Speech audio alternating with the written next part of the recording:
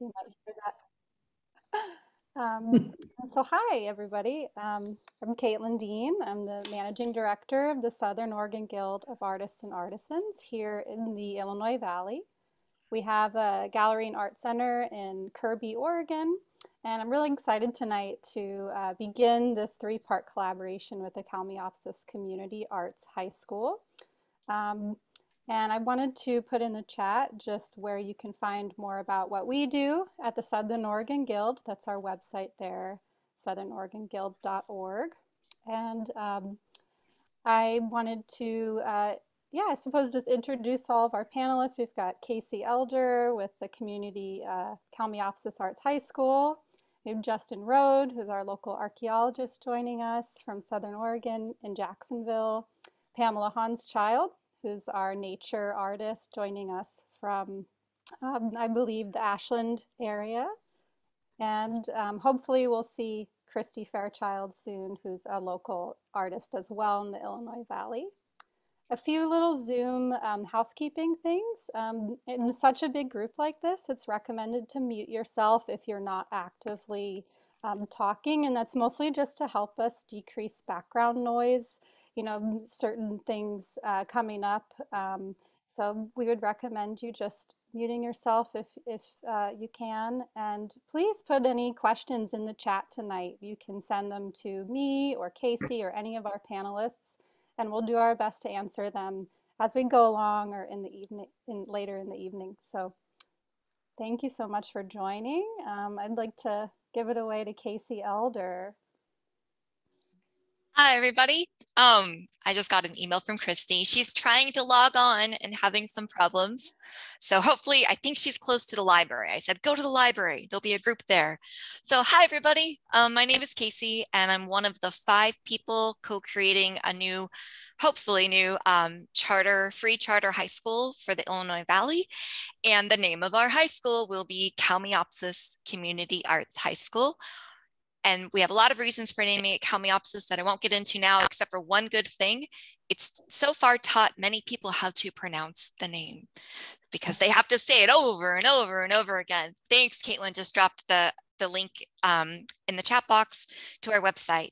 So I've got a question for everybody, and you can answer this either just by saying it out loud or by putting something in the chat. Who has been to the Kalmiopsis wilderness? I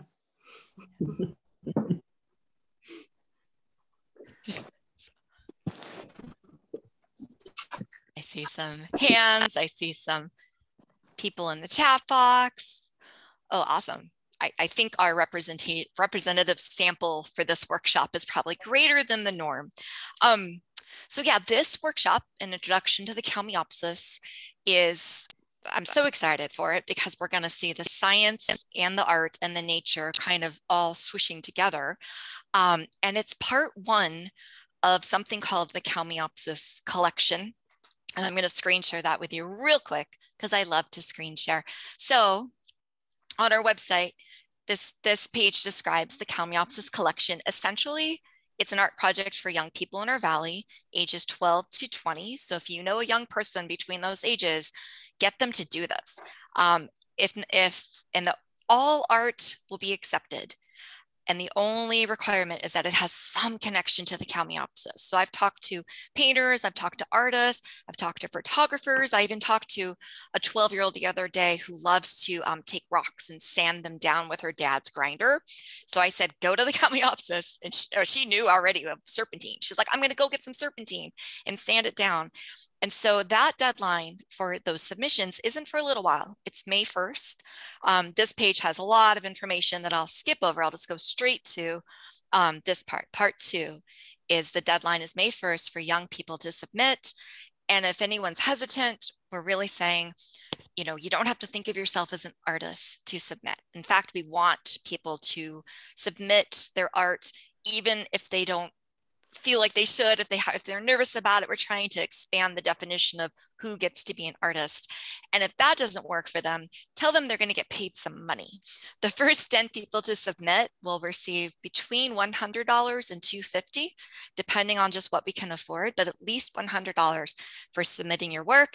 And then the third step is an opening at an art opening at the gallery at the Guild, which hopefully will still be open in May. And so that opening will be May 22nd from 2 to 5. And just very quickly, if people go to sign up, it's super easy. There's a form, you register yourself, and that's telling us, hey, I think I'm going to be doing my art. And then once you're ready to submit it, I'm a teacher, so I'm forcing all this young people to do a self-assessment and really let us know how much effort did you put in here. And one other super cool thing is at the Guild, they have another Zoom workshop coming up that is filming and editing workshop with Alex Galen. It's in April. And the young people who are doing the Kalmiopsis collection may be able to receive like a discounted fee of maybe $50 for both workshop dates. There may even be the ability to have a couple young people fully sponsored and be able to go for free, because we don't want money to get in the way of anything. So I'm going to stop my share.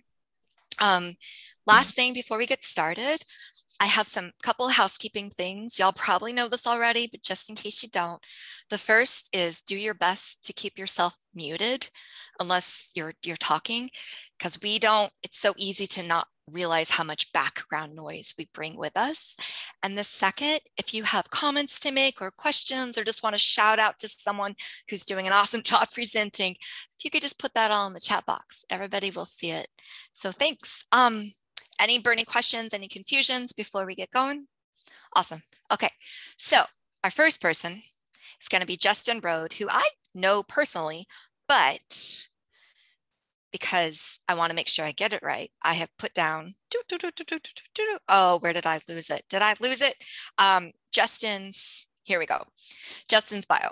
So yeah, I could say this informally, but I'm just going to read it. Justin Rode spent much of his youth playing in the outdoors, snowboarding and mountain biking in Colorado, skateboarding in California, kayaking in Oregon, and traveling throughout the West.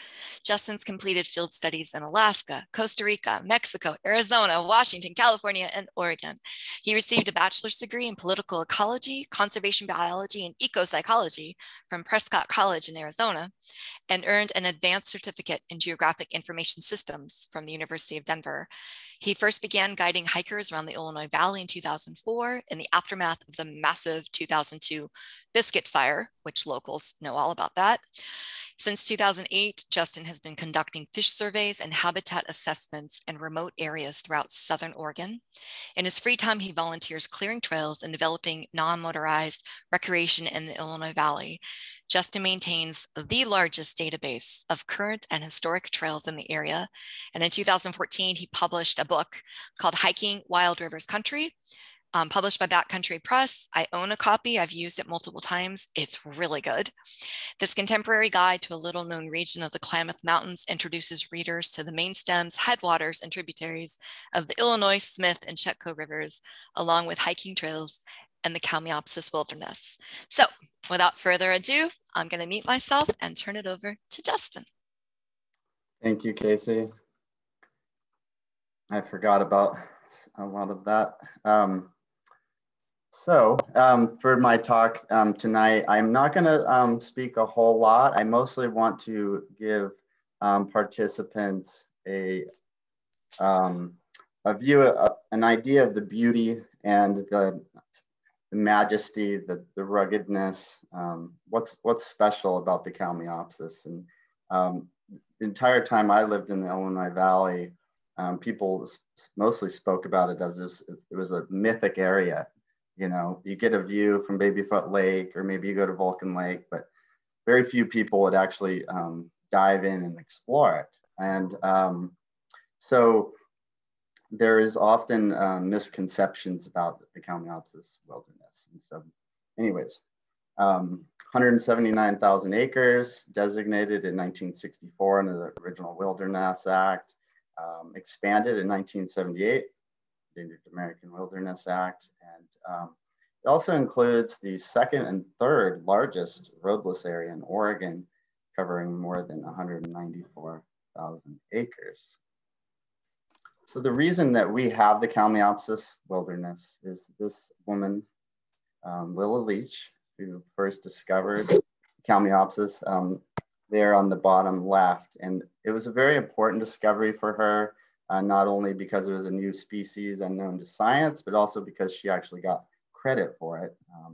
As a woman, a struggling botanist in the 1930s, a lot of her original discoveries were claimed by her male co-workers. And so it was a huge deal for her to actually get credit. And she advocated for the early expansion of the Kalmiopsis, which I believe at first was part of more of a some kind of a study area. Can't remember, but this is the endemic, which as far as we know only grows in the Kalmiopsis wilderness. It's very beautiful, and it's also very difficult to find. I struggled a lot to find this new population along the old original Illinois River Trail, which is sort of above the current one. One of my favorite places is the Big Craggies on the west side of Kalmiopsis. You can see population growing there. It's a very rugged expanse of area. Of course, Vulcan Lake. The Chetco River. This was this summer. Took two trips there this summer. It's a very rugged canyon, and we weren't sure if we could get upstream. Another shot of the Chetco. This is along the upper Chetco, or one of the Chetco trails. There's two of them that I'm blanking out at this point. You can actually walk from Chetco Pass down to the Chetco and then follow it sort of downstream, although it's a very rugged trail. This is a photo in early 1900s, the Kalmiopsis Rim Trail. It's really interesting because this is Whetstone Butte, and it's a very easy walk today. However, there's no trees here in this photo in the early 1900s. It's completely shrubs. And I'm going to show you this next photo that I took in the 2000s, where you can see it's a different view, but that's Whetstone Butte, and an entire forest grew up through there and then was burned in the Biscuit Fire. And now it's interesting because that forest is not returning. Very few new trees are coming out. So it's reverting back to shrub stage. So you see very dramatic changes in vegetation that have occurred. This is 1964 Rough and Ready Lakes on the west side. It's very easy to access. I was looking over it a couple weeks ago with a friend from Josephine Mountain. Now this is the photo in 2007 when I first hiked the trail. So you see the very dramatic changes in vegetation, especially occurring on the Biscuit Fire. And it sort of gives the Kalmiopsis a bit of a bad rap in that people assume that everything's gone. But when you take a closer look, you'll see that a lot of plant communities actually thrive at fire because competition from shrub species will inhibit growth of certain plants. And this is looking west from Big Craggies, extreme east side, looking towards Pearsall Peak. So the upper Chetco Canyon, you see it's quite green and lush. And this is a photo of what it looks like today. There's lots of lush forest, and this is a very unexplored area. Very few people ever venture off trail. I'd like to give a shout out to this man right here, is Chief John. I don't know if you can see the Shasta name that I found for him up there, but he's one of the greatest leaders of native resistance in the entire Pacific Northwest. And he's at one time had his home in Deer Creek. And in fact, may have even occupied that Deer Creek Center. One of my favorite flowers. It's been a while since I've done botany, and actually I've been involved more in archaeology in the last few years, a lot less in trails, but North Fork Smith River Trail, or yeah, North Fork Smith Trail at coming from Baldface Creek, kind of blanking out on the names, but a very rugged and pristine area. And you can see the Preston Peak in the background looking south to the California border. This rugged area gets over 75 inches of rain a year. Back to the Chetco. I'm trying to get through this pretty quick just so we can see a lot. This is the approach to the Big Craggies. And it's a very, very wild area. It's probably just outside the Kalmiopsis Wilderness. Of course, Rough and Ready Creek, you probably recognize. The Expanse kind of coming off of the Pearsall Peak or Daly Peak, looking down into the Illinois. You can see that a lot of these ridge lines, if you plan it right, are quite easy to access. You have to be very strategic, but you don't necessarily need trails. And you can easily, in a few miles, get to a place where, you know, nobody in the entire US is experiencing this type of pristine level of experience. And, you know, I grew up in Colorado, and we have big wilderness areas, a lot bigger than here. And you'll see 50, 60 people on the trail, and, you know, it's it's a lot harder. So another Kalmiopsis, new population. Population right now is not well mapped.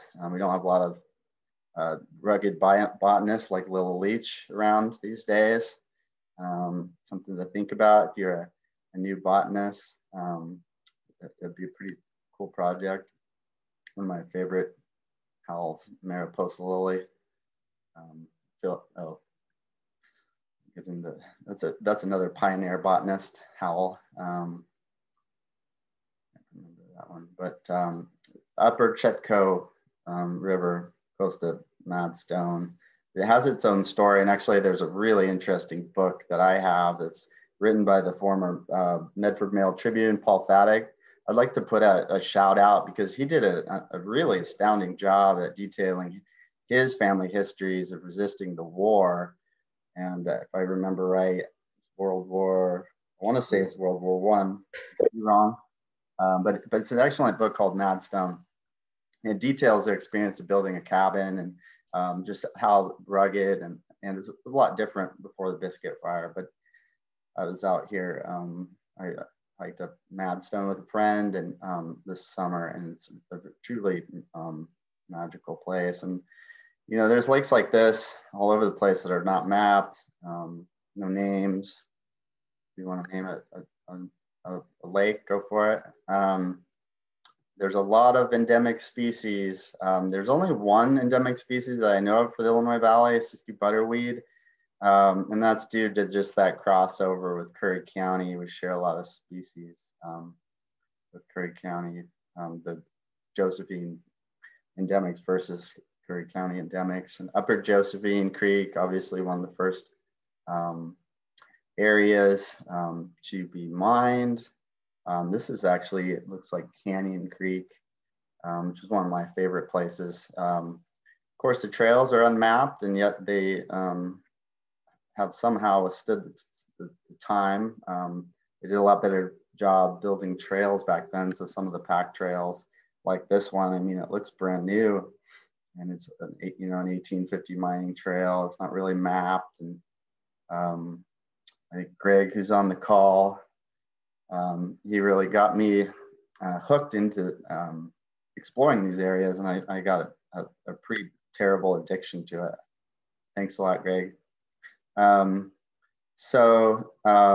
approach to, there are a few old roads in this area, and you can kind of see the horse in the background is one of the craziest trips I've seen, where they actually got they rode horses up and over Babyfoot Mountain and then all the way down to Chetco and then back in one day. And it was a very long, like 19-mile day. So Snailback Creek is a spectacular waterfall many of you have seen. This is one of my favorite areas. This is a tributary to the North Fork Smith River. these areas, you know, there are no trails. The trail's about 8 miles away, and you see these fens and these populations, and no botanist alive has probably ever seen places like this. And so when I was doing river surveys, I'd often see these really strange insects. And you know, I'm not a botanist, and I'm not an expert on these things, but you know, if you want to discover new things, new species, anything is possible. They're just still discovering new spots. And uh, this is one of my former bosses here. He grew up, you know, and just really defines the Kalmiopsis. Like a lot of people in the Illinois Valley, I think there is a generational gift that is often, you know, that I certainly received and benefited from, that I encourage people to reach out to some of these folks that we tend not to get this type of a generational connection in the larger communities like Rogue Valley. So the Chetco Divide Trail, you know, looking south, and you know, one of my favorite areas, I think I'll probably go there this summer. So you can see the sparse forest. This is an area that did burn through in the Kalmiopsis. And you can still see that it has a very still pristine character. And so the Kalmiopsis didn't burn, and it's easy to hike through if you have careful planning. There's plenty of water. It is rather challenging that it's mostly rock type, and you do have the heat, and so that about wraps it up. Though, did I do the timing good? Okay, I'm gonna go ahead and introduce. I need to get off of here somehow. I'm going to introduce the next speaker.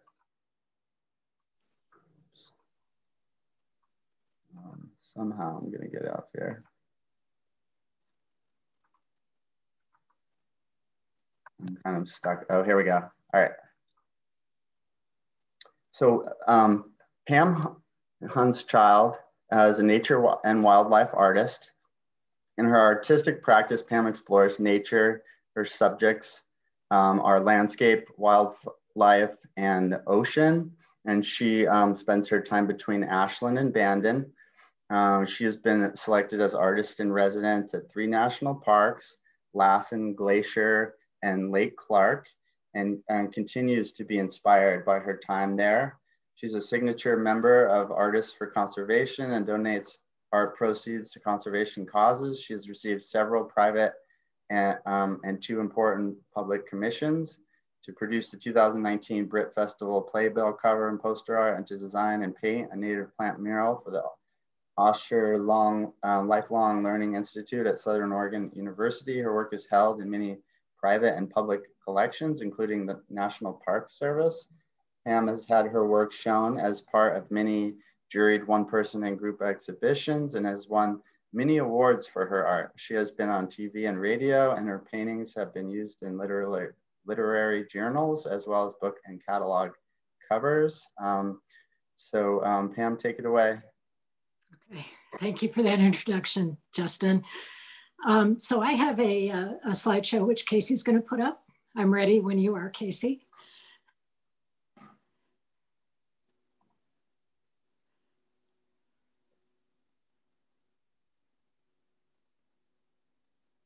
Okay, so in my talk today, I'm going to share some thoughts and maybe a few suggestions on ways to approach art that reflects a particular wilderness, which of course is the idea behind the art projects that everybody's going to be doing.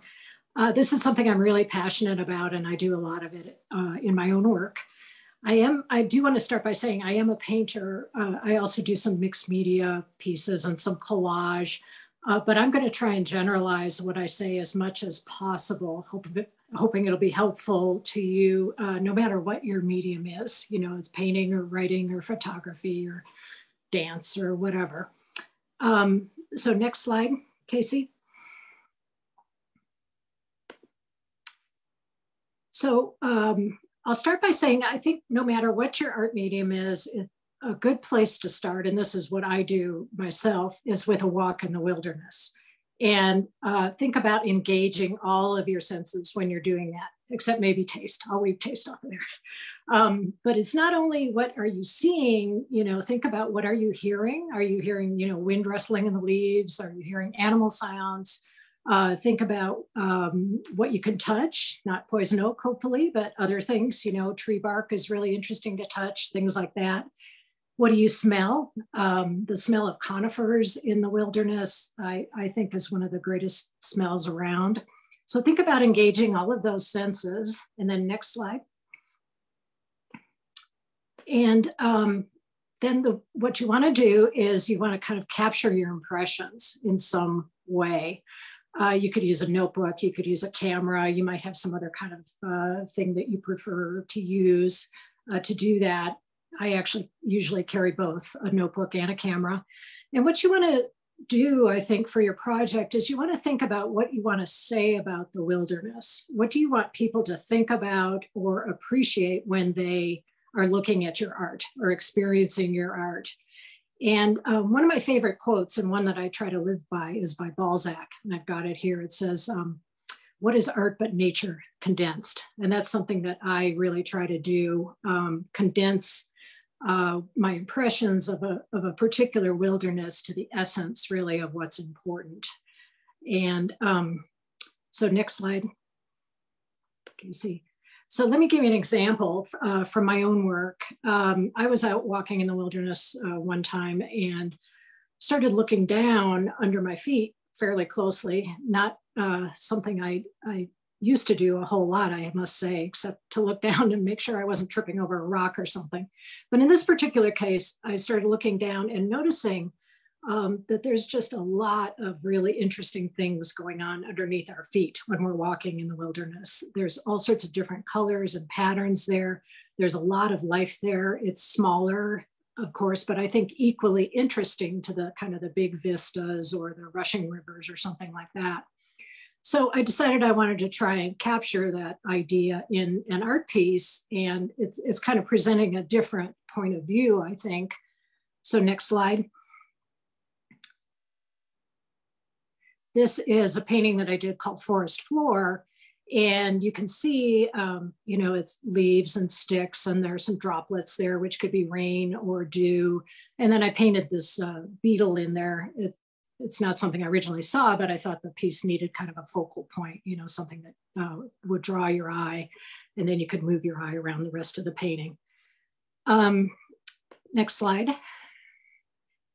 So this is something that you could actually take a step further and think, for example, you know, if I were that beetle down on there on the forest floor, what would the forest look like to me? This is actually from a Tumblr site called Bug Eye View, and it's got a lot of interesting photos of, you know, what things might look like if you were as small as a bug on the forest floor. So you can imagine, you know, kind of doing a painting or a photograph or a story or a poem about being a bug on the forest floor. Or maybe, you know, think about if you're a bird looking down from a tree branch, what kinds of things are you seeing? What's your experience like? What if you're a chipmunk inside a log looking out the end of the log? You know, what does that look like? Next slide. So this is another one of my paintings, and it's kind of in this idea of taking a different point of view, but this is kind of one that I think we can all relate to. This is actually titled In My Sleeping Bag, and that's a title that Joyce Abrams suggested for me. She's the president of the Southern Oregon Guild, and I think it's a wonderful title, and I've done several of these paintings. But basically, you know, the idea is lying on the ground in the wilderness. What does the night sky look like? You know, it's framed by trees, and it can be very colorful and things like that. Next slide. So another way of thinking about this idea of, you know, different points of view or different views you might think about what does the forest look like at different times of day, or at least think about capturing the time of day in whatever your art piece is. You know, things look different at different times of day. The light changes, the colors change. These are not my paintings. These are famous paintings by Claude Monet, who was very well known for painting the same haystacks under different conditions. So in this case, it's different times of day. So it's like morning on the left, afternoon, and then evening. And you can see how things change. Next slide.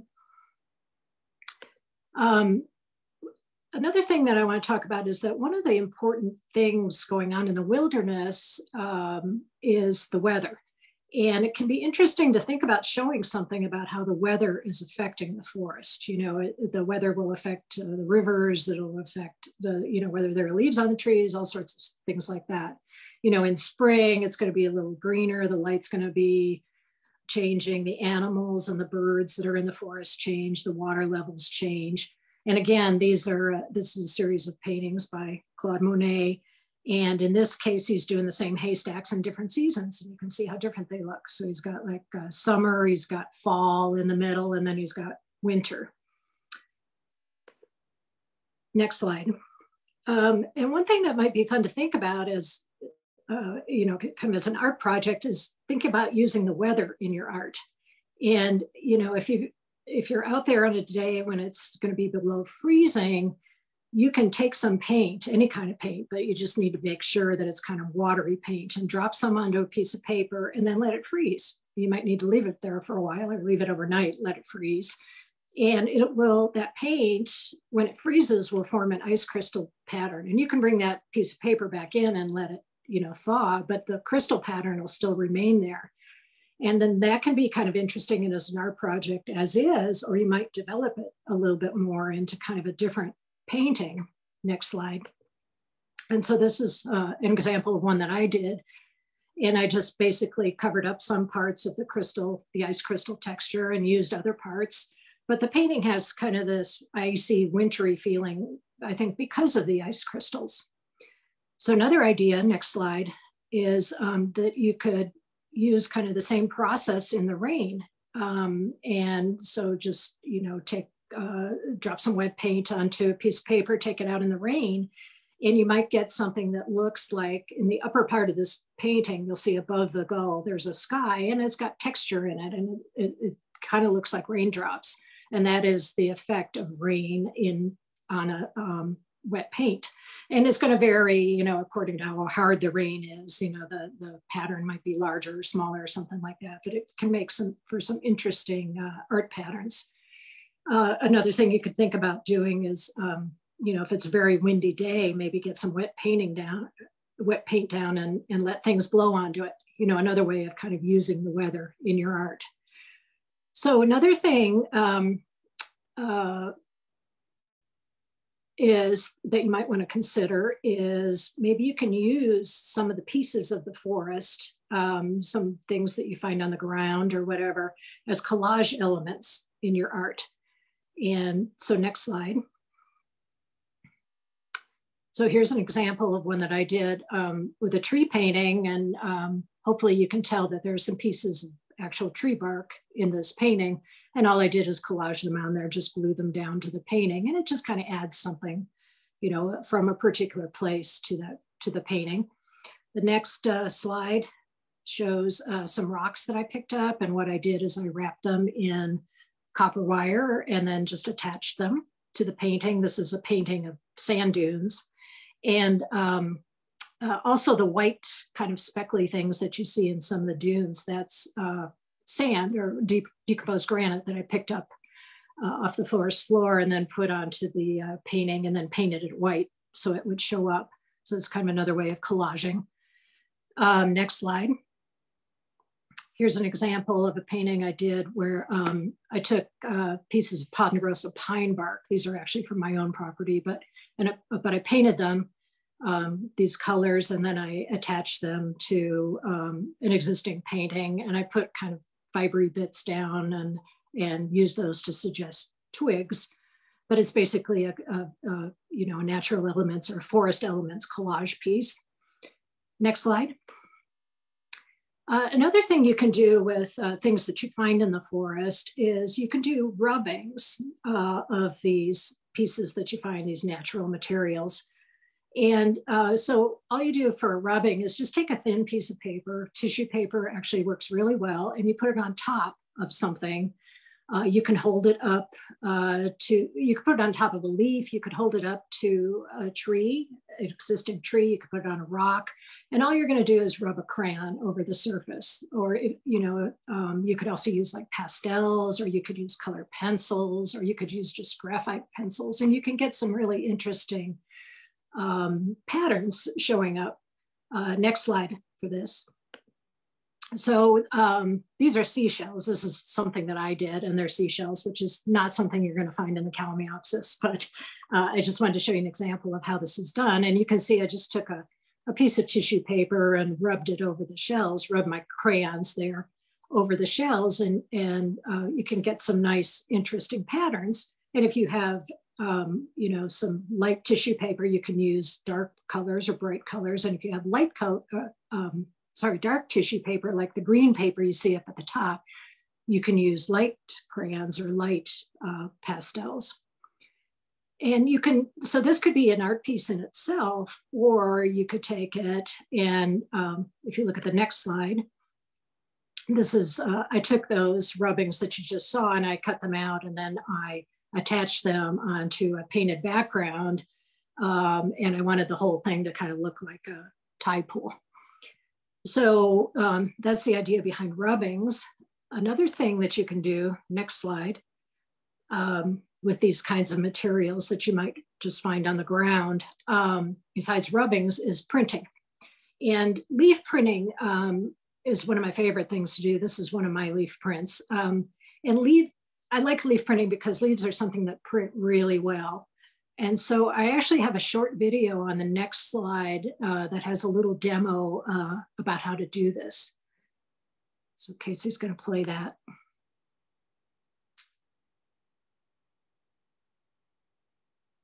Will it play? Yeah, there you go.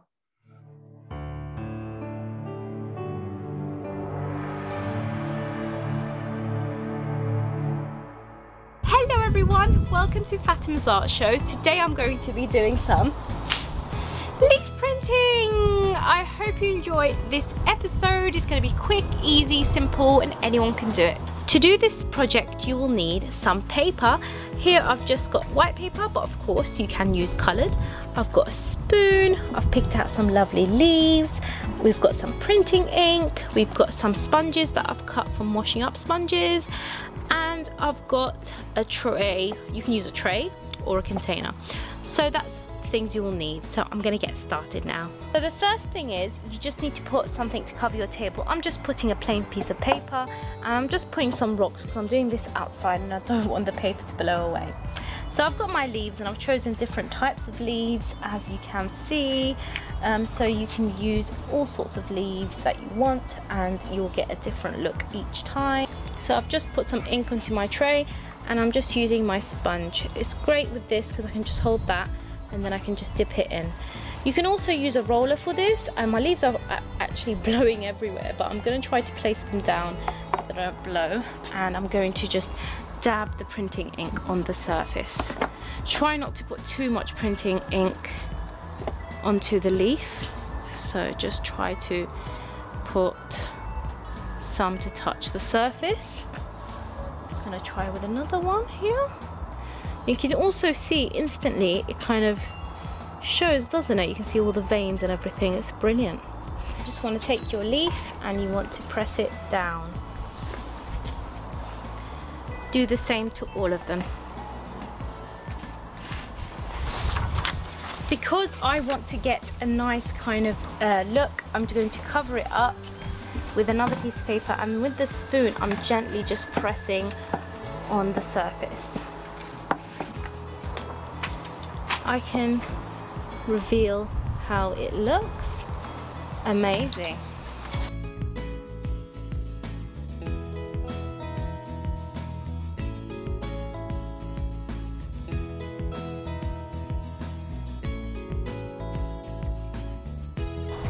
If you don't have printing ink, you can use absolutely anything to print. So here I'm just using some shoe polish that I've got, some black shoe polish. I'm sorry about my hands, they've gotten really messy. But yeah, I'm going to use some of that, so I'm going to dab it onto the tray just like that.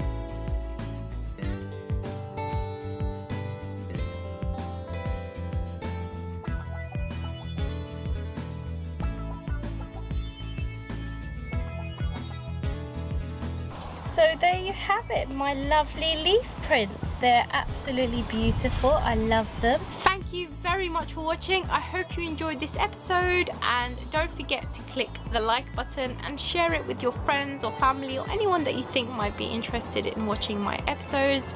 Once again, thank you for watching. Take care. Bye-bye. Okay, next slide, Casey. Thank you. So I thought that was kind of fun that she used shoe polish, something I've never thought about. But I just want to say she uses printing ink, shoe polish, but you can also use other things. You can use paint. And the only thing I want to say is that the thicker the paint, the better. So acrylic paints work well, poster paints work well, and it's worth trying to use multiple colors. So I just have some directions for how to press leaves here if the leaves that you're picking up are wrinkly, because this is the kind of thing that works best when your leaves are very, very flat. And you'll have access to these slides. And so you can look at the directions if this is something you're interested in doing. So next slide. So besides printing with these kind of natural materials that you might find in the wilderness and rubbings, you can also use them and you can use leaves, stones, grasses, lots of different things, basically as stencils. And see, these are some examples of my paintings where I've done this. So next slide. So the idea here is that you just want to pick up some of these objects. And again, flat items are going to work best, but they don't have to be as flat as the leaves do.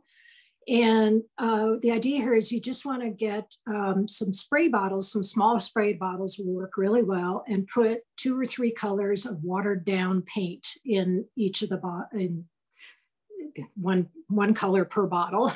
And you want to make sure it's watered down so that your sprayer doesn't get clogged, or you can use ink, and they make colored inks and stuff like that. So, and that won't clog your bottle. And then you want to spray a piece of paper with water until it's damp. This is really kind of an important step. You want to make sure your paper is damp or even wet, not sopping wet, but wet. And then arrange your materials on top. And then all you do is you spray your paints and basically wait until your paint is dry, and it needs to be dry underneath the leaves and grasses and things that you put down. And then you remove your materials. And let's go to the next slide. And because the paper is wet, when you put your materials down, you get some paint running underneath, but the colors are lighter underneath. You can see in the grasses there on the right and the leaves on the left and some of the things like that. The colors are lighter, and then the paint that you spray actually collects around the edges, and it's much darker. So this really can be kind of a nice effect. And so I said flat items work best. So you see like the grasses in the painting on the right aren't as crisp as the leaves are on the painting on the left, and that's because they're not flat. It's hard to really flatten grasses, but that can be interesting anyway. Next slide. I just want to talk very briefly about capturing animals in your art, because a lot of us like to do that, including myself. One of the problems with animals is you only see them for very short periods of time typically, and you might be able to get a photograph, get a sound recording. I like to carry a sketchbook and do quick sketches of the animal kind of in their natural environment. So you can see here from my sketchbook, this is a cedar waxwing. And I like to note things like behavior. You know, what are some of the things they do? They raise their heads up and down, they move their crests up and down, they spread their tails out. They line up on branches in certain ways. And I do that because I think if you do an art piece with behaviors, or you're capturing the environment that the animal's in, that will help you to bring the Kalmiopsis into your art. So it's not just the animal. And it's something I like to do a lot myself. It's the animal in the wilderness exhibiting kind of natural behaviors. I'll give you the example here of one I did on the next slide. So next slide, Casey. So this is, again, these are burrowing owls. And again, you're not going to find these in the Kalmiopsis, but I created this painting actually by going to the High Desert Museum, which is in Bend, and they have some burrowing owls there, live ones. And so I sketched them from lots of different positions and things like that. And then what I did is I came home and I painted them, and then I set them into what would be their natural environment, kind of this high desert setting. And they naturally would be in kind of a cave or a burrow. So you're getting not just the owls, but kind of the environment that the owls are in. So that's kind of my example of doing that kind of thing. Next slide. The last thing I want to talk about, because this is just really cool stuff to look at, I think, is what's called ephemeral forest art. And it's something that you might be able to think about, which is basically just rearranging forest elements into something interesting. And then you photograph it, or I guess you could paint it or draw it. And then you kind of leave, it's called ephemeral because you leave everything to go back to its natural state, actually return, to nature. Andy Goldsworthy is an artist, and he's a master of this. You can look up Andy Goldsworthy on the web to see a lot of his work, but I'm going to show you a few examples because I think these are just really cool. So next slide. So this is an example of Andy's work, and all he's doing is picking up different colored leaves here and arranging them into these patterns, which are really interesting. Next slide. This is on the left. You can see he's just picking up different color rocks, different shades of gray, and arranging them. He's got snowballs packed into this tree trunk, or the V of the tree here. Next slide. These are smaller pieces. So what I was just showing you, those are really large pieces. These are much smaller and easier to do. And it's just rocks on the left and pine needles on the right, arranged into interesting shapes. Next slide. And then this is the last one. You can see he just took some blades of grass and wrapped them around some rocks. And then in each of these cases, he's taking photographs of what he did. And that's the art piece. And he puts out books and things like that. So last slide here. This is really just a summary slide of some things that you might want to consider. I covered all of these. They might help you discover, what you want to say about the Kalmiopsis and help you say it. And like I said, they're just, finding a different point of view, maybe time of day. Can you use the weather?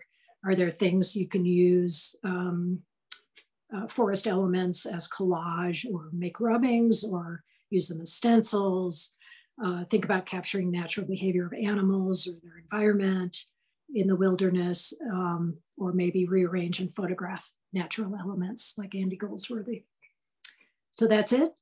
Thank you. And I think we have Christy Fairchild here. Oh, hi, Christy. So I'm going to introduce Christy. She has owned Ascension Art and Tea House, which is in Cave Junction. Is that right? Yes, ma'am. Okay. Great. For 2 years, and she provides wildcrafted herbal teas there, and she also shows art there, shows local art and local artists. In past years, she's taught Earthworks Permaculture for Kids classes through Russ Great Ranch Nature Center. She also was the Illinois Valley Coordinator for KS Wild. She's a lifelong environmental activist and artist, and works in several different mediums, acrylics, inks, and oils. That's a huge variety of mediums, way more than I do. So about her art, she says, and I'm using her words here, she says, I strive to capture the beauty of nature while holding the belief that humans are inextricably linked to the natural world, the dream world, and all of the cosmos. So I'll turn it over to you. Hi. I'm going to get pretty autobiographical here, I guess, and tell my story of meeting the Kalmiopsis and exploring the Kalmiopsis and surrounding areas and how it inspires me. Since I've been working on this presentation and talking to people about it, I've had a lot of people ask, what is the connection between the Kalmiopsis and art? And that's a really good question. So I've been thinking about it a lot. And I would like to ask everyone here if they have an idea. Also, if anyone else would like to get involved in this conversation, what do you feel is the connection between the forest and art? Anybody? No? Christy, can they also put it in the chat? Oh. In the chat? Yeah. Okay. I'm on my phone, so I apologize. I'm not going to be able to work with it that quickly. The computer crashed right at 6 o'clock, of course. Oh. Was it Paula who said that that art is nature condensed? I really like that idea, and it made me think about something I think I've heard somewhere before, similar but a little different, that art is nature reflected, like through the human eye. And so when I think of the intersection or the connection between the Kalmiopsis and art, I just think of how it's just the art is our interpretation of Kalmiopsis, and everyone's experience of it expressed can become art and has the potential to become art as we just choose to express our experience of the wilderness. And I think that we live in such a striking place. Like, I think of that word sublime that the Romanticists used to describe the awe inspired by nature. And I think that that's a feeling that I have experienced when encountering the Kalmiopsis and being alone in the wilderness and just feeling so small and so humbled. And I think that's like my reflection on my experience of the Kalmiopsis. And I just think everyone's reflection is different. And that's where the art comes in, through us experiencing it. Definitely. Thank you for asking that question and inviting participation. I appreciated that. Yeah. Excuse me. So what I was thinking about it is divine geometry, which we see everywhere in nature, in a leaf, in tree branches, in a snail shell, in, the patterns in rocks. It's all divine geometry, and it all stimulates us on a very primitive level. Our eyes are instantly drawn to those patterns, and it also stimulates us on a progressive level. Like, where are we going as a species? What are we here for? These questions are, to me, I'm inspired by nature to ask these questions. Like, what is humans' fractal growth? And on top of it, we literally are nature. Like, a lot of people want to separate us or, say that we're expressing nature or capturing nature in an art piece, but that art piece is nature itself. Our colors, our elements, our ground stones are taken from plants. The paintbrushes, could be horsehair, or even plastics are nature. Plastics are made from oil, which is a part of nature, whether or not we like that. All mediums, all colors. I hear a lot of people talk about earth tone colors. And if you've ever looked into a fire, you see neon orange, the brightest orange that a paint can't even create. And I just truly believe that all colors are earth tone colors. So I'm going to start getting into my story, I guess. The Kalmiopsis is so profoundly unique. A big part of that is the serpentine soil. I kind of missed the beginning of Justin's presentation because my computer crashed, but the Serpentine Mountains that we have in this area, Casey, could you show us Serpentine? I sent Casey my slides. Yeah, is it the first group of photos? Yes, ma'am. Photos for webinar? Yeah, here we go. So Serpentine is this gorgeous, different shades of green with black and white streaks going through it. And this is usually deep in the earth. It's not usually on the surface of the earth like we have here. The tectonic plates from the ocean and the coasts of the United States kind of crashed into each other and forced these Serpentine Mountains up to where we are now. It's very mineral rich, and plants aren't used to growing in serpentine soil. And so all the plants that we have are very specifically evolved to, I'm sorry, I'm getting messages, it's distracting me. The plants that we see here in the serpentine soil are specifically evolved to be able to handle this nutrient dense rocky soil. And that's part of the reason why it's so sparse. A lot of a lot of other forests are extremely dense. Excuse me, I'm so sorry. And the forests in serpentine soil and the Kalmiopsis are tough and beautiful. I mean, everything is so stunning. The river is so incredibly clear and clean. The Illinois River is the second cleanest river in the continental United States, second to the Smith, and they joined together, so that makes sense. I wanted to share a little bit about myself. I'm going to get kind of personal and sort of attach it all into each one of us by sharing my own story. How I got here was inspired by a documentary that I watched when I was living in Pennsylvania. It's called Pickaxe.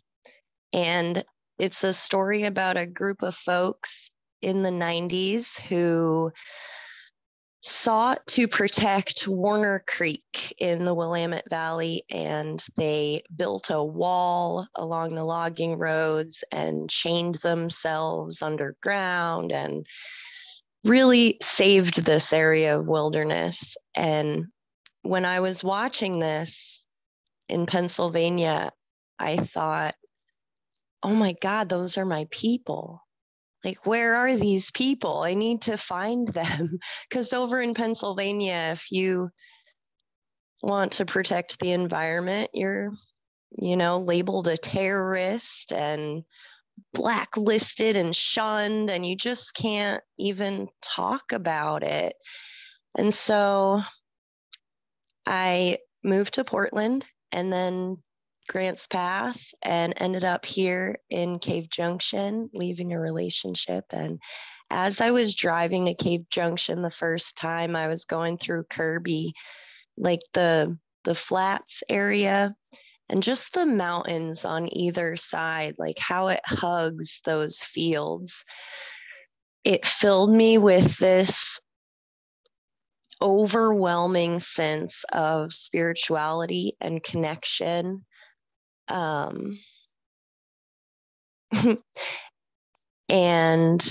I started becoming an environmental activist. I started going to town hall meetings, doing all kinds of things. And I wanted to share a mythical tiger lily story also. So hiking in the woods here, I found a tiger lily. Casey, could you share the tiger lily picture? And that's from the other group you sent, right? The flowers? Oh, I'm sorry. The flowers are yeah, separate. I'll pull it up. No worries. I'll pull it up and find the tiger. Okay, well, I'll tell this story. So when I was a little kid, we're getting to see all of them.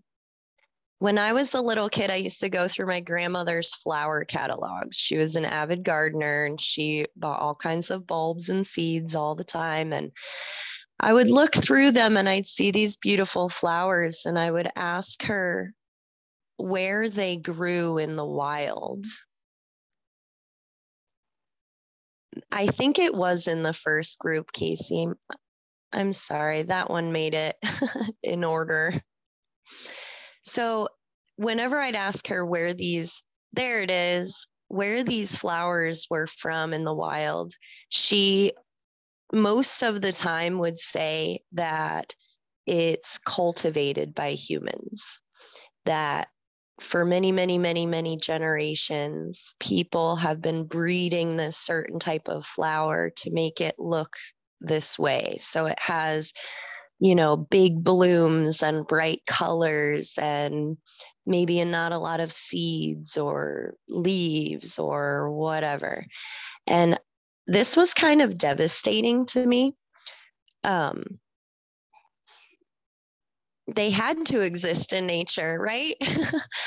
So the tiger lily, I absolutely fell in love with in these catalogs and asked her where they grew in nature. And she said she did not know, but she believed that the tiger lily was still how it was in nature. And so I've been thinking about this tiger lily my entire life. And then one day I was hiking in the Kalmiopsis. I think it was either the Botanical Wayside or Osgood Ditch Trail. And I found one. I found a real one in the wild, growing all by itself without any human interaction. And not only did I find one, but I found a gigantic one that was like a bush. And it had probably 30 blooms on it. It was absolutely one of the most magnificent things I've ever seen. And this picture, I'm seeing it very small. I don't know how you guys are seeing it. Oh, there we go. That photo is of the gorgeous tiger lily that grows in this area. This one might be a leopard lily. There's actually like 3 or 4 different types of tiger lilies that grow around here. And all of the flower books have them labeled differently. It's kind of interesting how they're not adequately documented yet, which hopefully we can do that someday. Another thing I love about this area is that natives still live here. Not white people, but Native Americans still live on this land that they've been living on since the dawn of time. I know I've learned from Justin Road that this area was more of a seasonal area and that a lot of natives didn't live here year round, but they would travel through here to different places that they needed to be. Could you show the picture of the natives, Casey? There's 2 of them. Oh, that's the Illinois River.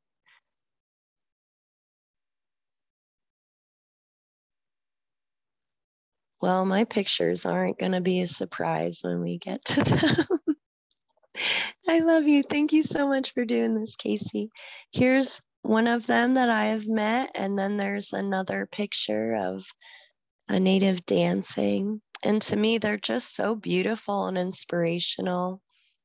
Is there one of a dancer, Casey? There we go. That one, that guy just blew me away. So stunning. And they use feathers and wooden beads and stone beads and natural dyes made from plants and fabrics, you know, made by hand. And it's so stunning. That's, you know, one way that nature could be expressed in art. It doesn't have to be painting. It can be fashion as art or an expression of our bodies. Oh, and Grandma Aggie was still here when I first moved here, and her message to the world is wake up. She needs us to help protect this environment we're so inspired by. So then I started working for KS Wild. I was tabling with petitions to stop nickel mining, which luckily I met Walt Freeman when I was working on that, and he was the nickel mine threat. And he told me that he has zero intention of ever mining Rough and Ready Creek area, that he has come to understand that nature needs to be protected. We've done enough ravaging of her, and now it's time to rebuild.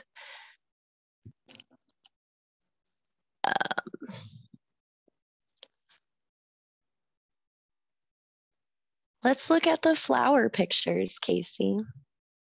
So hiking through the forest, the Illinois Valley is 86% forest land, which is absolutely incredible. That's a painting of some flowers I did. There we go.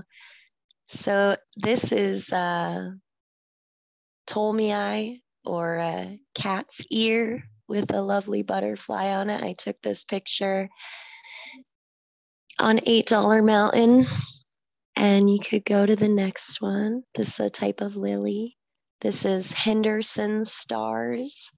They're one of my favorites. Usually they have some really nice blue lines coming down the center of the petals. And the next one. This is Howell's Mariposa lily. I think I heard someone mention it earlier, but this flower grows only in the Kalmiopsis and nowhere else in the world. That delicate angel wings is forged from the tough serpentine soil. That just amazes me, how something so delicate can come from such a rugged environment. Next one, Casey. That is a Darlingtonia flower. So we're really used to seeing the pitcher plants, the carnivorous, cobra lily flowers or plants, but this is actually the flower. And then when the season ends and the flower dries up, that becomes a seed pod filled with seeds, and they grow only in fens. Fens are different from bogs in the way, or swamps or bogs, in the way that they're continuously fed with fresh water. So that's why these plants are extremely difficult to cultivate, because they need a constant source of cold water on their roots flowing. And the next one, Casey. That's a columbine. And the next one. That is a Bolander lily. Bolander lilies are also extremely rare and very special. They only grow here and nowhere else in the world. And I was out with Janine Moy and the lady who did the illustrations in the Jepson manual. I forget her name, but we were out hunting for one of these. And we found this one, and this one is kind of miraculous, honestly, because it has 7 heads on it. Usually, even as rare as they are, when you do find one, they have 2 or 3 flower heads on them. And this one had 7. So it was very happy to see us. And this picture just mesmerizes me. Oh, you can go ahead to the bleeding hearts. These are bleeding hearts that I took a picture of at Babyfoot Lake. that usually bleeding hearts are more pink or purple, and the ones that grow here are very white, which I think is quite lovely. And the next one, that's the Indian paintbrush. Yeah, they're so stunning. There's a few different varieties of these also, and they can be red to orange. And the next one,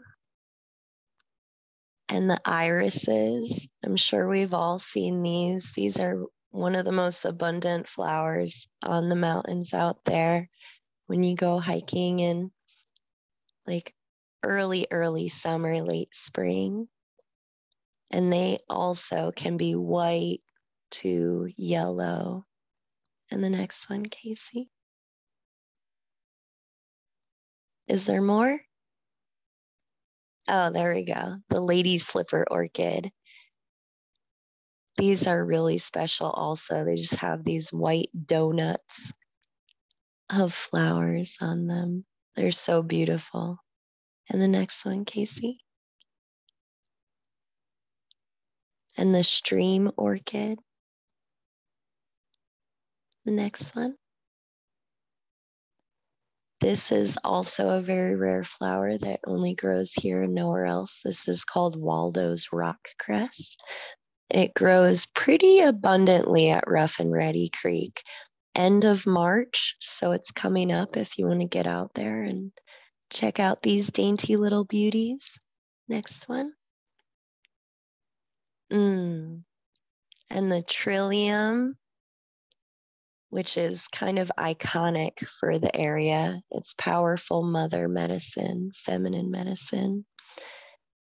And the next one. And a 4-petaled trillium. Have you ever seen such a thing? I saw such a thing.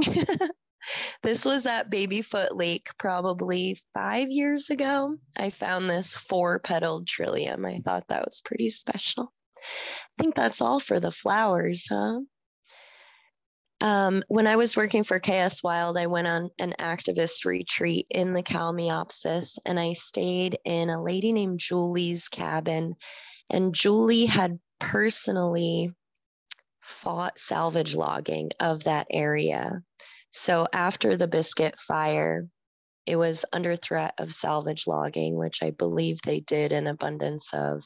But many people believe that salvage logging should not be happening. The forest needs that burned matter. The biomass is removed from the forest when we log it, even after it's burned. And this woman, Julie, fought with a number of other people. There was an old lady named Dot at that retreat who had this 80-year-old woman who had lain in front of a bulldozer to make sure that they didn't take the trees from this area.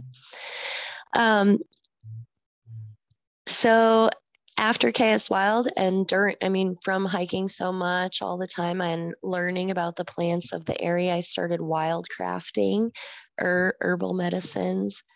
Wildcrafting is a way of harvesting from the forest without damaging it. You're actually benefiting it.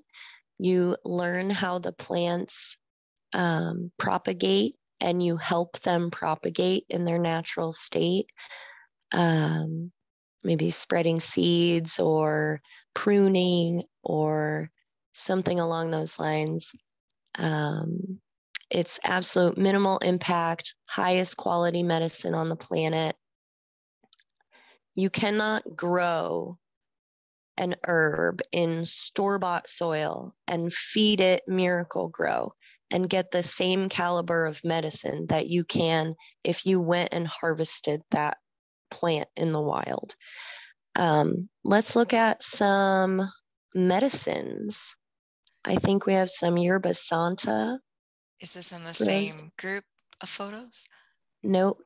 Oh, it would be in the first group, I believe. In the first group. Okay, and a little time check. We have about 7 or 8 minutes left. Sounds perfect. You, and then we'll wrap it up. Okay, so let me see. Photos for webinar. Back to that. Yep. Back to this group. Okay. Tell me when to stop. There's Yerba Santa. And that's St. John's wort. I mean, it's fine. We don't have to look at them all. So St. John's wort will bring the sunshine to you in the winter. You collect those lovely little yellow flowers. You can dry them, drink them as tea, make it into tincture. And it's specifically to be used in the wintertime because it gives you a sun sensitivity. So that flower is how you can bring the sunshine to yourself in the wintertime. You can go to the next one. That's mugwort. It's a dream herb. You can burn it around your bed, drink it as tea, smoke it, and it will make you dream very vividly where you remember them better. And they're more pleasant dreams. What more could you ask for? And the next one. And that is camas. Camas was a staple food crop for the natives. You can harvest the roots and make it into flour or boil it like a potato. Need to be careful to mark your plants when they're flowering because there is a death camas that will kill you. So you need to be careful of what plant you're harvesting. The next one, Casey. That's Oregon grape root, highly medicinal. Oh, the root is really super medicinal part of that plant. The next one, Casey. Oh, that's my tea house. I opened the tea house. And here I share by donation medicinal mushroom tea, reishi, chaga, and turkey tail. And I sell wildcrafted herbs that I harvest from the area. If you want information about the medicinal properties of a mushroom or plant, I would Google scholarly article of medicinal uses of turkey tail, etc. Scholarly articles will find you the science behind it. So let's look at some art. So I was involved in a home burial last year, and it was a beautiful woman named Hazel who had cancer. She knew she was going to pass, and she decided to be buried on her property beneath a gorgeous madrone tree. And she asked me to paint her face with a rainbow phoenix after she passed. This was an art project of a lifetime. I sat with her after she had passed for about 10 hours and painted on her face and her head. And I did a memorial painting of that experience.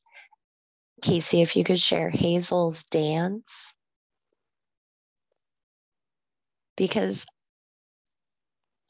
yeah, I didn't want to be sharing the actual photo of her body after she had passed with the painting. So I put the painting there on the headpiece of this dancing lady.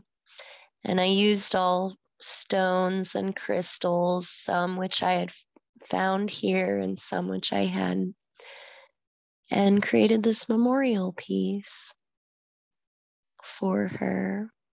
I think there are a couple other art pieces we can just look at real quick before I say goodbye. And can I add that behind me on the wall is this, because you gifted it. So thank you, Casey. It means so much. And the last, is it your paintings, the last group, right? The art picks? Yeah. Okay. They were supposed to kind of be in with it, but that is a painting I did of the Illinois River meeting Deer Creek. It's on Kirby, that spot you can find on Kirby Flat Trail, which is 4 miles down Illinois River Road. And you go about a mile into the hike, there's a sharp bend in the trail, go through a bush, and you see this magnificent scene. I am a little embarrassed to share this because it's not finished. There's no shading in Deer Creek. If you can see, it's all white, but soon it will be finished and it will be beautiful. And the next one, Casey. This is climbing into the rainbow. So this represents my move from the black and white world of Pennsylvania and the rat race into the beautiful Rainbow, Oregon, and nature-centered life. And the next one, Casey. This was an experience I had at the Dome School with 2 people in a rainbow fire. And these people insisted that to know my family heritage, which I thought was very strange. I just really wanted to share this painting to show how dreamy and just really inspirational this area can be. And the next one, Casey. Is there more? There's no more in this, but you do have that one, your one painting in the first group of photos. Let me see. That's fine. Honestly, I wanted to end with Hazel's dance, but it didn't work out that way. So thank you so much for listening. We're going to end with Hazel's dance then. There we go. That one. Yeah. Hazel's dance and the magnificent goodbye. Okay. Thank you so much, everyone. Oh, I'm all warm and fuzzy from you 3. Thank you so much, Justin and Pam and Christy. And I love how you shared, like, there's facts, there's stories, there was advice for how to make nature our art, even if we are nature and we are art. So for our last few minutes, I'm going to open it up to folks after giving one last pitch to talk to the young people in your life, to get their artwork, talk to me, get their artwork in, and also say that I'm definitely not the only person from our high school who's here tonight. We also have Melissa DiNardo, Sarah Kinsler, Kimiko Maglio, and Ryan Forsyth. So all 5 of us have been here tonight as well. So I'd like to open up the floor for questions, comments, whatever you want to do. Oh.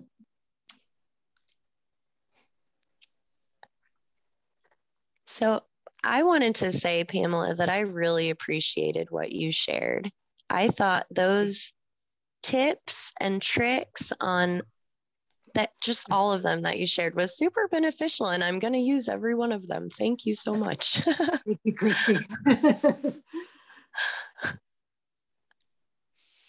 What a rich, wonderful experience. Goodness sakes. All the different perspectives and just the, the beauty and the sharing. Just thank you all so much. It's just wonderful.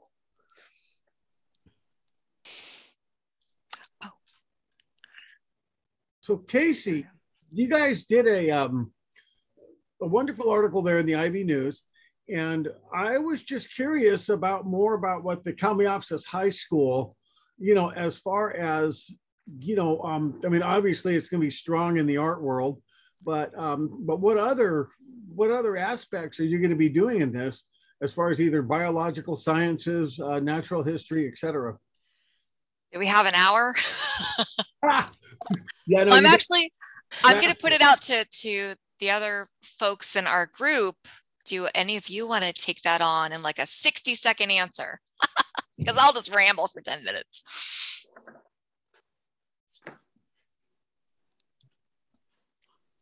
Yes, Sarah, I'm looking at you. I was waiting to see if Kimmy was going to speak up, because I just wanted to give a shout out to her fire science unit that she submitted as part of our proposal, because that's a pretty incredible way that I think we will tie science, natural science, in with our place and our place-based learning.